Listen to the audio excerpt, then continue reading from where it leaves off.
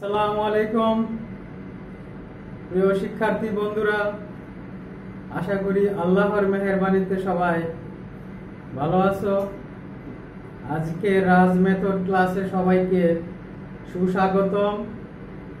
বন্ধুরা, আজকে আমরা নবম দশম শ্রেণীর উচ্চতর গণিত বিষয়ের উপর আলোচনা করব।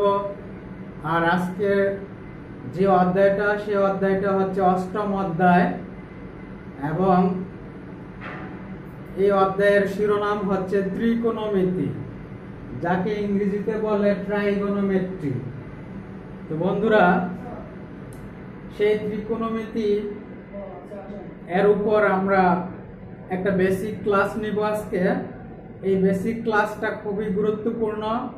আমাদের সবাই মনোযোগ দিয়ে এই ক্লাসটার দিকে লক্ষ্য রাখতে হবে, কারণ বেসিকটা যদি আমাদের ব্রেনের মধ্যে থাকে তাহলে সহজেই আমরা এই অধ্যায়ের যে প্রবলেমগুলো থাকবে, এই প্রবলেমগুলো আমরা সহজে কি করতে পারবো, সমাধান করতে পারবো। তো বন্ধুরা, দেরি না করে চলো যাই আমরা এই বেসিক ক্লাস শুরু করি। প্রথমেই এখানে যে ত্রিকোণমিতি বাংলা শব্দটা দেখা যাচ্ছে, এই শব্দ থেকে আমরা বিশ্লেষণ করলে এই ত্রিকোণমিতি বিষয়টা আমরা বুঝতে পারি। দেখো বন্ধুরা, এখানে এই ত্রি মানে হচ্ছে তিন, আর কোণ মানে হচ্ছে কি, অ্যাঙ্গেল অর্থাৎ কোণ। তাহলে ত্রিকোণ মানে তিনটি কোণ। তো বন্ধুরা, তিনটি কোণ থাকে কোথায়? ত্রিভুজে। আর মিতি মানে পরিমাপ। তাহলে তিনটি কোণের পরিমাপ আমরা এই শব্দকে বিশ্লেষণ করলে বুঝতে পারি তিনটি কোণের পরিমাপ। আর আমরা যদি ইংরেজি শব্দটা নেই, দেখো ইংরেজি শব্দটা আমরা বিশ্লেষণ করলে কি পাই? ট্রাইগোনোমেট্রি। ট্রাইগোন, এই ট্রাইগোন শব্দটা হচ্ছে একটা গ্রিক শব্দ। কি শব্দ? গ্রিক শব্দ। আর এর মানে হচ্ছে ট্রাই মানে তিন, আর গণ মানে কোণ। তাহলে এখান থেকে আমরা বলতে পারি তিন কোণ। ট্রাইগোন মানে তিন কোণ। আর নেক্সট মেট্রি। এই যে মেট্রি শব্দটা, এখান থেকে আমরা মেট্রি মিন্স পরিমাপ।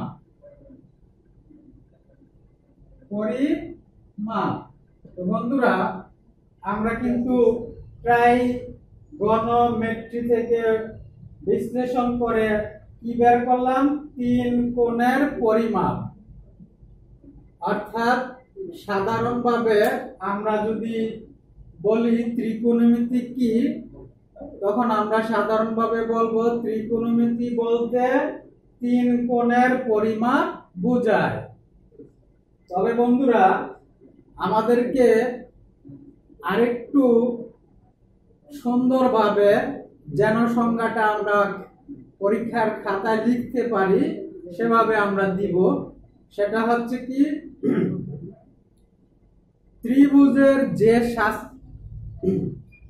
ত্রিভুজের বা আমরা যদি বলি যে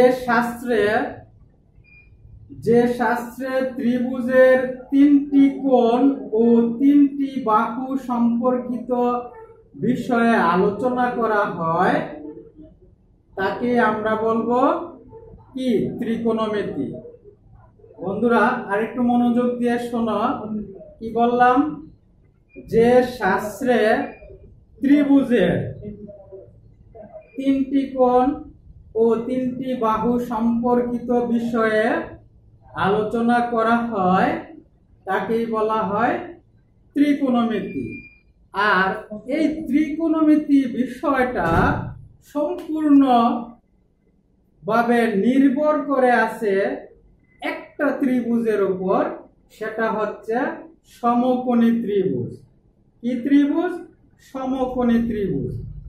বন্ধুরা, এই বিষয়টা আমাদের মনে রাখতে হবে। সমকোণী ত্রিভুজ এর উপর নির্ভর করে টোটাল ত্রিকোণমিতিটা আমাদের কি বিশ্লেষণ করা হয়।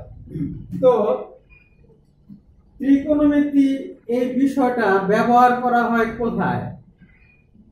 আমরা গাছের ছায়ার সাহায্যে গাছের উচ্চতা নির্ণয়, নদীর এক পারে দাঁড়িয়ে নদীর বিস্তার নির্ণয়, তারপর কোণাকার জমির ক্ষেত্রফল নির্ণয়ে সেই ত্রিকোণমিতির ব্যবহার করা হয়। বন্ধুরা মনে রাখতে হবে ত্রিকোণমিতি বিষয়টা দুইটি শাখায় বিভক্ত, অর্থাৎ ত্রিকোণমিতি এই বিষয়টা ব্যবহার করা হয় দুইটি শাখায়। একটা হচ্ছে সমতলীয় ত্রিকোণমিতি, যাকে বলা হয় প্লেন ট্রাইগোনোমেট্রি, আরেকটা হচ্ছে গোলকীয় ত্রিকোণমিতি, যাকে বলা হয় স্পাইরাল ট্রাইগোনোমেট্রি। তো আমাদের আজকের আলোচনা হবে সমতলীয় ত্রিকোণমিতি। তো বন্ধুরা সমতল বলতে যেমন এখানে যে বোর্ডটা দেখতেছি এটা একটা সমতল, তাহলে আমাদের এই ত্রিকোণমিতি বিষয়টা দুইটি শাখায় বিভক্ত। একটা হচ্ছে সমতলীয় ত্রিকোণমিতি, যাকে ইংরেজিতে বলে প্লেন ট্রাইগোনোমেট্রি, আরেকটা হচ্ছে গোলকীয় ত্রিকোণমিতি স্পাইরাল ট্রাইগোনোমেট্রি। এখন আমাদের আলোচনা হবে সমতলীয় ত্রিকোণমিতি। তো বন্ধুরা এই ত্রিকোণমিতি বিষয়টা আমাদের ক্লিয়ার করতে হলে এর আগে আমাদের আরেকটা বিষয় ধারণা রাখতে হবে, সেটা হচ্ছে কি, একটা হচ্ছে জ্যামিতিক কোণ। জ্যামিতিক কোণ যাকে ইংরেজিতে বলে জিওমেট্রিক্যাল অ্যাঙ্গেল।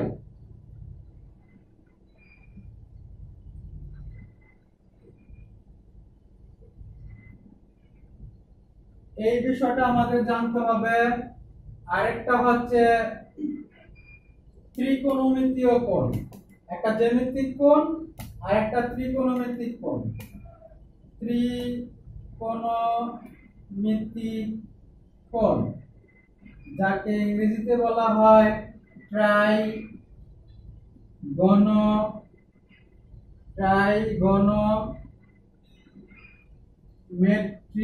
অ্যাঙ্গেল। তো বন্ধুরা আমাদের প্রথমে যেই জ্যামিতিক কোণ, এই জ্যামিতিক কোণটা কি? জ্যামিতিক কোণটা হচ্ছে যে দুইটি ভিন্ন রশ্মি এর সাধারণ দুটি ভিন্ন রশ্মির প্রান্ত বিন্দুদ্বয় যদি এক জায়গায় বা একটা বিন্দুতে মিলিত হয়ে যে কোণ উৎপন্ন করে তাকেই বলা হয় জ্যামিতিক কোণ। কি বললাম? যে দুটি ভিন্ন রশ্মি দুটি ভিন্ন রশ্মির প্রান্ত বিন্দুদ্বয় একটা জায়গায় বা একটা বিন্দুতে মিলিত হয়ে যে কোণ উৎপন্ন করে তাকে বলা হয় জ্যামিতিক কোণ। তো বন্ধুরা এই যে জ্যামিতিক কোণ এর সংজ্ঞাটা আমরা লিখে দিলাম, দুইটি ভিন্ন রশ্মি, এই যে এখানে একটা শব্দ আছে ভিন্ন, দুইটি ভিন্ন রশ্মি প্রান্ত বিন্দুদ্বয় এক জায়গায় বা একটি বিন্দুতে মিলিত হয়ে যে কোণ উৎপন্ন করে তাকে জ্যামিতিক কোণ বলে। যেমন আমরা এই যে একটা রশ্মি নিলাম ও এ, বন্ধুরা এই রশ্মির প্রান্ত বিন্দুদ্বয় ও, তো আরেকটা ভিন্ন রশ্মি সেটা হচ্ছে ও বি, ও বি রশ্মির প্রান্ত বিন্দুদ্বয় ও আর ও এ রশ্মির প্রান্ত বিন্দুদ্বয় ও এক জায়গায় বা একটা বিন্দুতে মিলিত হয়েছে। একটা বিন্দু বলতে এখানে ও, এই ও বিন্দুতে মিলিত হয়ে এখানে একটা কোণ অ্যাঙ্গেল তৈরি করছে, সেজন্য এই কোণটাকে আমরা বলবো কি কোণ? জ্যামিতিক কোণ, জিওমেট্রিক্যাল অ্যাঙ্গেল। তো বন্ধুরা, আমরা কিন্তু 6, 7 ক্লাসে রশ্মি, রেখা এবং রেখা অংশ নিয়ে আমরা আলোচনা করছি। আবার একটু বোঝার সুবিধার্থে আমরা একটু দেখাচ্ছি কোনটা রশ্মি। যেমন ও এটাকে বলা হয় রশ্মি বা ইংরেজিতে বলা হয় রে। রশ্মির ক্ষেত্রে প্রান্তবিন্দু একটা, আর এটা হচ্ছে রেখা, লাইন, যাকে ইংরেজিতে বলে লাইন। তো রেখার ক্ষেত্রে কোনো প্রান্তবিন্দু নাই, দুই দিকেই তীর চিহ্ন। তারপরে হচ্ছে রেখা অংশ, ইংরেজিতে বলে সেগমেন্ট। তো বন্ধুরা, রেখা অংশের প্রান্তবিন্দু কয়টা? দুইটা, টার্মিনাল পয়েন্ট, প্রান্তবিন্দু। আর রেখার কোনো প্রান্তবিন্দু নাই, দুই দিকে চলতেছে, চলমান, এজন্য দুই দিকে তীর চিহ্ন। আর রশ্মির ক্ষেত্রে একদিকে চলমান আর আরেক দিকে স্থির, সেজন্য ওই স্থিরটাকে বলা হয় প্রান্তবিন্দু, টার্মিনাল পয়েন্ট। তো আমরা রশ্মি, রেখা এন্ড রেখা অংশ, রে, লাইন এন্ড সেগমেন্ট সম্পর্কে জানলাম। তো বন্ধুরা, আমরা বললাম কি দুটি ভিন্ন রশ্মি প্রান্তবিন্দু দ্বয় এক জায়গায় মিলিত হয়ে যে কোণ উৎপন্ন করে তাকে আমরা বলবো কি কোণ? জ্যামিতিক কোণ। এখন যদি এখানে ও এ রশ্মি আবার একই রকমের আরেকটা ও এ রশ্মি এক জায়গায় মিলিত হয়, তাহলে কিন্তু এখানে উৎপন্ন কোণটা হবে 0 ডিগ্রি। তো আমাদের জ্যামিতিক কোণের সংজ্ঞা কি বললাম? দুটি ভিন্ন রশ্মি, একই রশ্মি যদি একই রশ্মি হয় সেক্ষেত্রে উৎপন্ন কোণটা হবে 0 ডিগ্রি। তো কি বুঝলাম? বুঝলাম যে জ্যামিতিক কোণে 0 ডিগ্রি নিয়ে আলোচনা হবে না, অর্থাৎ 0 ডিগ্রি থেকে বড় 360 ডিগ্রি পর্যন্ত সীমাবদ্ধ। কোন কোণে? জ্যামিতিক কোণে। এই বিষয়টা কল টু মাইন্ড, ব্রেনে রাখতে হবে যে জ্যামিতিক কোণের আলোচনা হবে 0 ডিগ্রি থেকে বড় এবং 360 ডিগ্রি পর্যন্ত। তো বন্ধুরা, আমরা জ্যামিতিক কোণ ক্লিয়ার করলাম। এখন সবচেয়ে গুরুত্বপূর্ণ বিষয় হচ্ছে ত্রিকোণমিতিক কোণ। এখন সেই ত্রিকোণমিতিক কোণটা বোঝার জন্য আমরা এই প্লেনে, অর্থাৎ এই সমতলে, এই বোর্ডটা তো একটা সমতল, এই সমতলে আমরা দুইটা অক্ষ ডিফাইন করব। তো বন্ধুরা, আমরা এখন আলোচনা করব কি ত্রিকোণমিতিক কোণ। দেখো,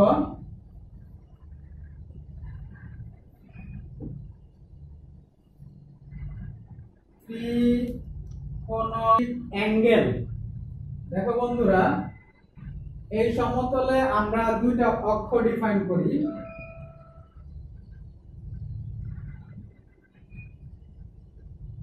এটা হচ্ছে x ড্যাশ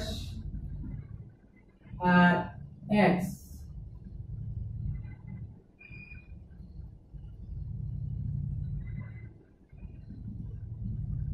y ও y ড্যাশ। তাহলে এখানে দেখো x ও x ড্যাশ একটা রেখা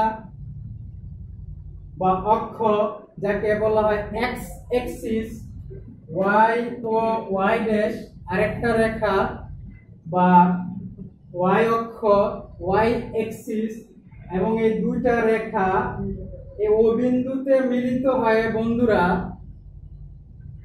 ও বিন্দুতে মিলিত হয়ে চারটি সমকোণ তৈরি করছে। এই যে এখানে একটা সমকোণ, সমকোণ, সমকোণ, এরকম কয়টা সমকোণ তৈরি করছে? 4টা। এখন প্রত্যেকটা সমকোণের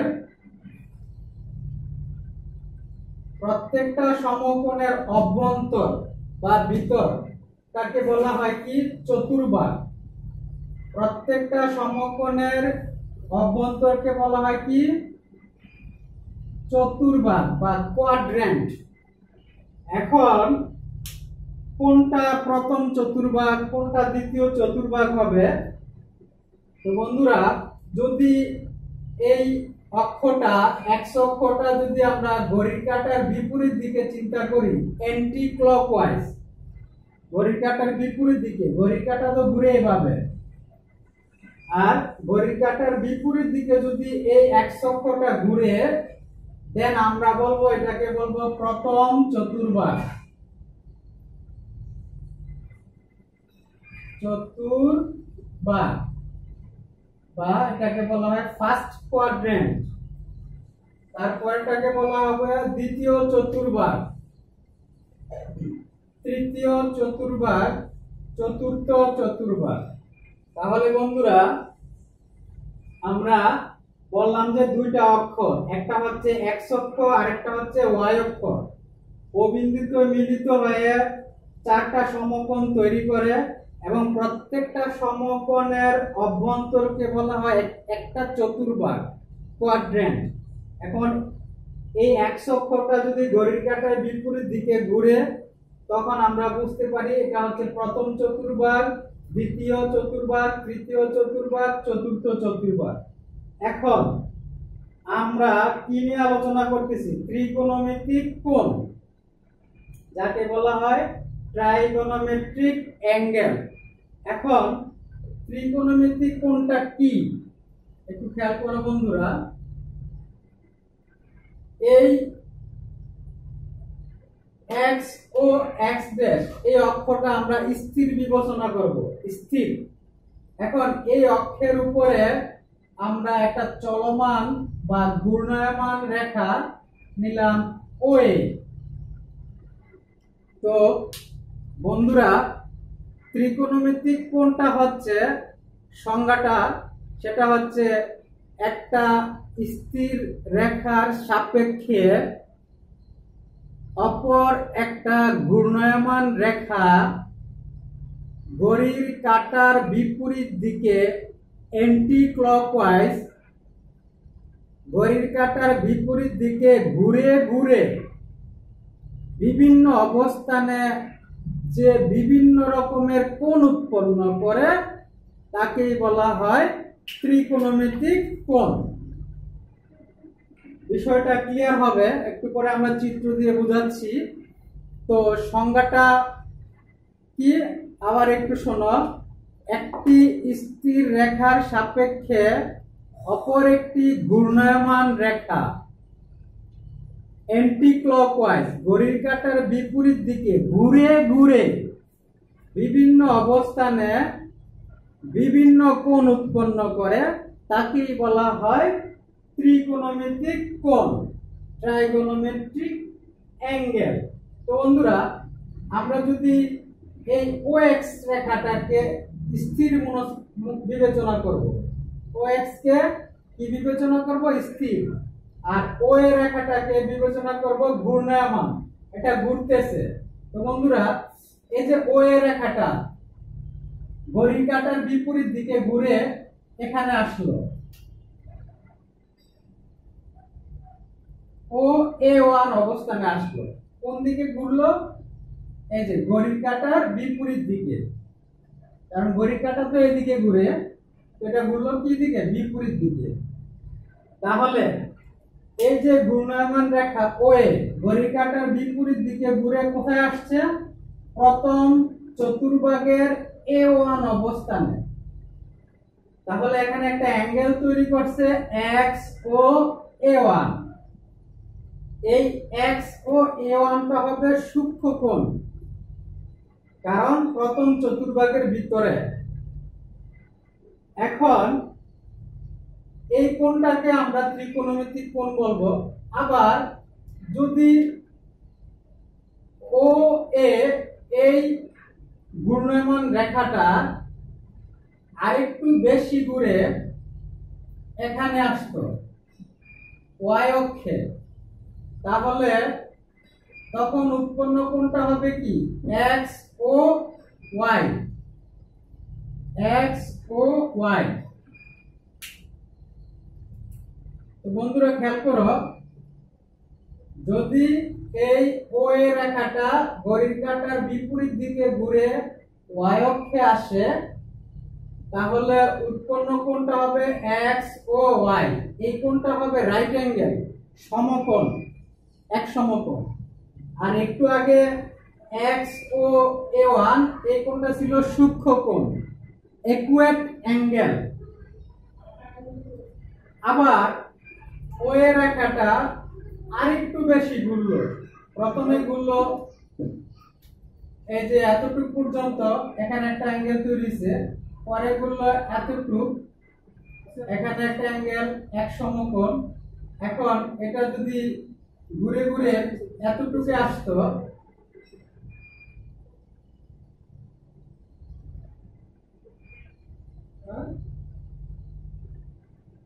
এই যে বন্ধুরা একটু, এখন ও এ রেখাটা ঘড়ির কাঁটার বিপরীত দিকে ঘুরে এ2 অবস্থানে আসলো, এ2 মানে দ্বিতীয় চতুর্ভাগে।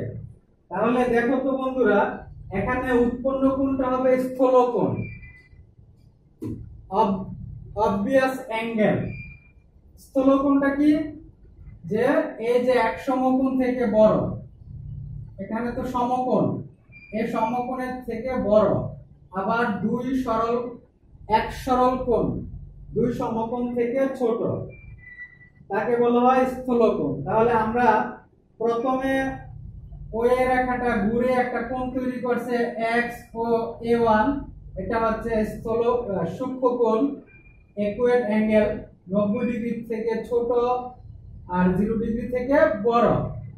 আবার ও এ রেখাটা ঘুরে ও ওয়াই অবস্থানে আসছে, এখানে উৎপন্ন কোণটা হচ্ছে 90 ডিগ্রি, সেজন্য এটা হবে সমকোণ, রাইট অ্যাঙ্গেল।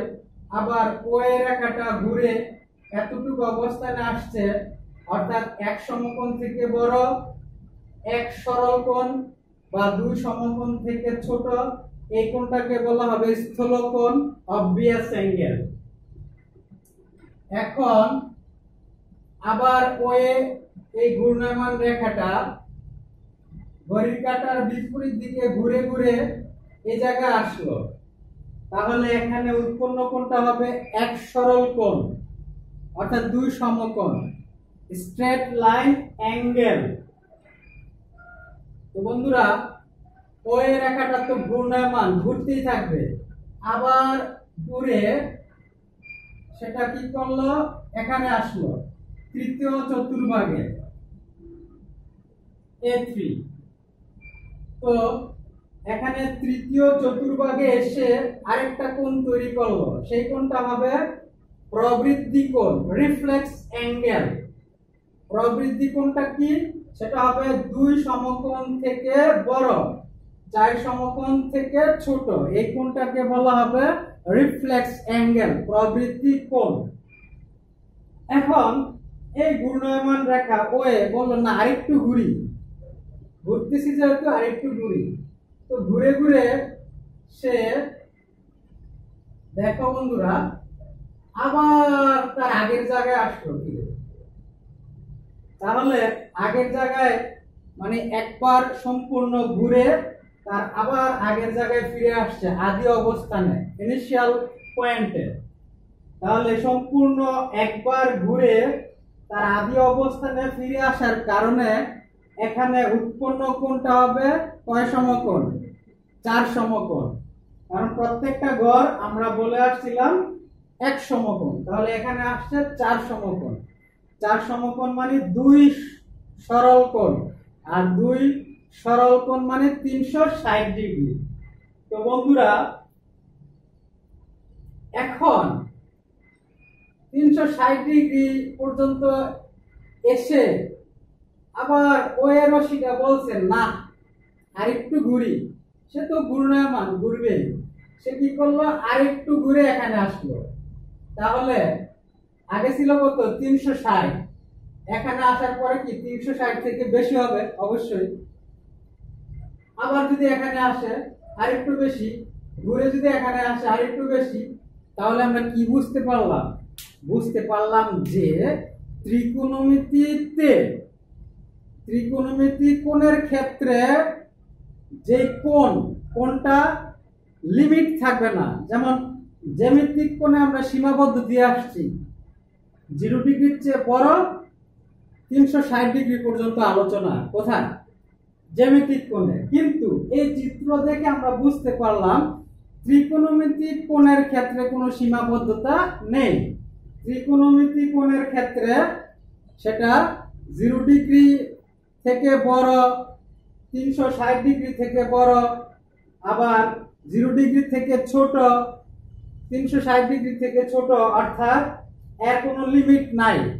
ত্রিকোণমিতিক কোণের ক্ষেত্রে অর্থাৎ 360 ডিগ্রি বড় কোণ নিয়ে আলোচনা করা যাবে, আবার 360 ডিগ্রি ছোট কোণ নিয়ে আলোচনা করা যাবে, 0-র চেয়ে ছোট কোণ নিয়ে আলোচনা করা যাবে। এখন বন্ধুরা এজন্যই আমরা বলছি যে যদি x ও x ড্যাশ, দেখো x ও x ড্যাশ, তাহলে একই অবস্থানে দুটা রশ্মি একই অবস্থানে থাকলে উৎপন্ন কোণটা হবে কি 0 ডিগ্রি। তাহলে ত্রিকোণমিতিতে 0 ডিগ্রি কোণ নিয়ে আলোচনা করা হয়, কিন্তু জ্যামিতিক কোণের ক্ষেত্রে 0 ডিগ্রি কোণ নিয়ে আলোচনা করা হয় না। কারণ জ্যামিতিক কোণের সংজ্ঞায় কি বলছি? দুটি ভিন্ন রশ্মি, সেজন্য জ্যামিতিক কোণে 0 ডিগ্রি নিয়ে আলোচনা হবে না। তাহলে আমরা একটা difference, what is the difference between geometrical angle and trigonometric angle? যদি ডিফারেন্সে আসে তাহলে আমরা প্রথমেই বলবো জ্যামিতিক কোণের ডেফিনেশনটা দিব। দুটি ভিন্ন রশ্মির প্রান্তবিন্দু তো এক জায়গায় মিলিত হয় যে কোণ উৎপন্ন করে তাকে বলা জ্যামিতিক কোণ। আর ত্রিকোণমিতিক কোণটা কি? একটা স্থির রশ্মির সাপেক্ষে একটা ঘূর্ণায়মান রশ্মি ঘুরে ঘুরে ঘুরে ঘুরে কোন দিকে ঘুরে? ঘড়ির কাঁটার বিপরীত দিকে অথবা ঘড়ির কাঁটার দিকে ঘুরে, নো প্রবলেম, ঘুরে ঘুরে বিভিন্ন অবস্থানে বিভিন্ন কোণ উৎপন্ন করে তাকে বলা হয় ত্রিকোণমিতিক কোণ। জ্যামিতিক কোণের ক্ষেত্রে 0 ডিগ্রি নিয়ে আলোচনা নেই, ত্রিকোণমিতিক কোণের ক্ষেত্রে 0 ডিগ্রি নিয়ে আলোচনা আছে। জ্যামিতিক কোণের সীমাবদ্ধতা কত পর্যন্ত?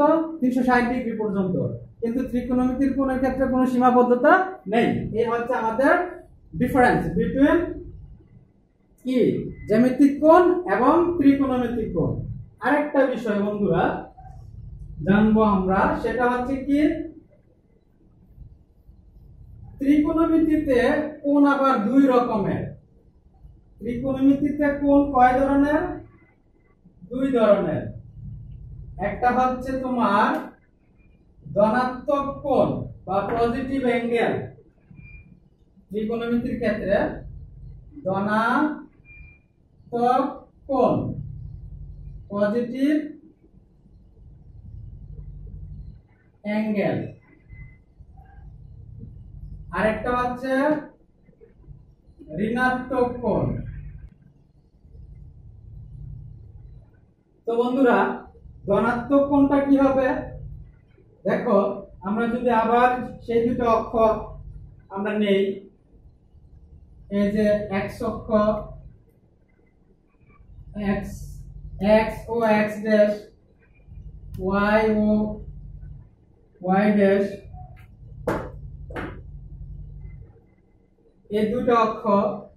এখন ধনাত্মক কোণটা কি হবে? ধনাত্মক কোণটা হবে যে ঘড়ির কাঁটার বিপরীত দিকে এন্টি ক্লকওয়াইজ ঘুরে ঘুরে যে কোণ উৎপন্ন করবে সেটাকে বলবো আমরা ধনাত্মক কোণ। একটা স্থির রেখা বা স্থির রশ্মির সাপেক্ষে একটা ঘূর্ণায়মান রেখা, ঘূর্ণায়মান রেখাটা হচ্ছে কি OA, আর স্থির রেখাটা হচ্ছে OX। তাহলে একটা স্থির রেখার সাপেক্ষে একটা ঘূর্ণায়মান রেখা ঘড়ির কাঁটার বিপরীত দিকে অ্যান্টি ক্লকওয়াইজ ঘুরে ঘুরে যে কোণ উৎপন্ন করবে সেটাকে বলবো আমরা ধনাত্মক কোণ। তাহলে এই যে ঘড়ির কাঁটার বিপরীত দিকে এখানে এসে একটা কোণ তৈরি করছে, এই কোণটাকে আমরা বলবো কি কোণ? ধনাত্মক কোণ, পজিটিভ অ্যাঙ্গেল। আর এই কোণটাই যদি আবার ঘড়ির কাঁটার দিকে ক্লকওয়াইজ ঘড়ির কাঁটার দিকে ঘুরে এখানে কোণ তৈরি করতো, সেক্ষেত্রে এই কোণটাকে আমরা বলবো নেগেটিভ কোণ। তাহলে মূল শব্দটা হবে, একটা হবে ঘড়ির কাঁটার বিপরীত দিকে ঘুরে যে কোণ উৎপন্ন করে তাকে আমরা বলবো ধনাত্মক কোণ, আর ঘড়ির কাঁটার দিকে ঘুরে যে কোণ উৎপন্ন করবে তাকে আমরা বলবো ঋণাত্মক কোণ। তাহলে এখানে x ও a1 ঋণাত্মক কোণ, x ও a1 এটা হবে ধনাত্মক কোণ। তাহলে বন্ধুরা 90 যদি ধনাত্মক কোণের পরিমাণ 90 ডিগ্রি থেকে বড় হয় তাহলে সেটা থাকবে প্রথম চতুর্ভাগে। আবার ধনাত্মক কোণের পরিমাণ যদি 90 ডিগ্রি থেকে বড় 180 ডিগ্রি থেকে ছোট তাহলে থাকবে দ্বিতীয় চতুর্ভাগে। আর ধনাত্মক কোণের পরিমাণ 180 ডিগ্রি থেকে বড় 270 ডিগ্রি থেকে ছোট, এই কোণটা থাকবে তৃতীয় চতুর্ভাগে। ধনাত্মক কোণের পরিমাণ 270 ডিগ্রি থেকে বড় 360 ডিগ্রি থেকে ছোট, এই কোণটা থাকবে চতুর্থ চতুর্ভাগে। একইভাবে আমরা যদি বলি যে